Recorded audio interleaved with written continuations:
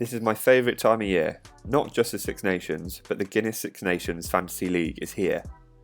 By far the best fantasy game rugby has, and for me, it always allows my family to get involved, which is great for a little bit of competition. So I thought to myself, why not return to the channel with my favourite time of year? So here we go. Hopefully this is a series you want to see and will attract new people to the channel as well. So let's take a look at the opening fixtures for this year. So what I've done here is colour coded each team. Red being a tough team according to World Rugby rankings, grey being a less tough team but still a hard fixture, and then green is relatively easy game, and unfortunately for Italy there's only one of them. This year's opening fixtures are not bad. For fantasy players, the game to target is of course France versus Italy. Italy are once again struggling, but have some good youngsters for the future. Saying that, France are probably the informed team in World Rugby, and the type of rugby they play suits the fantasy players. There will be a lot of space, and with it being an open game for both sides, they will both want to put on a show as it's the opening fixture, especially France for their home fans. So beware of France fantasy players. The Ireland versus Wales game is a balanced matchup, but I'd probably give the favour to Ireland as they're the home team. And of course they just had that great win against New Zealand. But for the fantasy leagues, choosing players will be a bit harder for this fixture, as the result isn't actually certain. But then again, what result is ever certain in rugby? Scotland versus England is a great example of not predicting the outcome of a game. Does anyone remember the 38-38 draw a few years back? So even though I've put England in red, meaning they're a tougher team, the result is obviously unknown.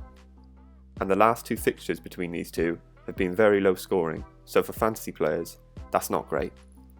So now we've had a quick look at the fixtures, let's take a look at the best players from each nation that you should maybe look out for to put in your fantasy team for the opening weekend. So of course we have to start with World Player of the Year, Antoine Dupont. And in terms of last year's Six Nations, he was the best scrum half choice in fantasy out of anyone. His supporting lines are probably the best in the world, so the likelihood of him scoring tries is very high, especially against Italy on the opening weekend.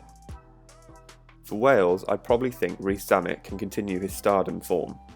His speed is just so different to any other player in the tournament, and that makes him a try-scoring threat, and capable of making plenty of meters, which turns into lots of fantasy points, so keep that one in mind.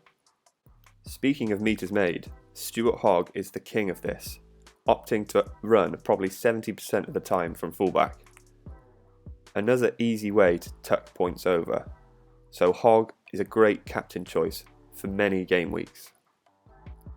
Monty Ioane of Italy has helped their recent form, although still failing to win a game in the tournament. Along with the other young stars for Italy, Ioane can cause some issues for defences that they face. And finally, to finish off with a forward, Tom Curry is always leading the statistics in every game he plays, whether that be carries, tackles, dominant tackles or turnovers. So again, for fantasy players, he's a great work engine who can store plenty of points for you. So that's the end of the video. I hope you enjoyed this little whistle-stop tour of the fantasy rugby game.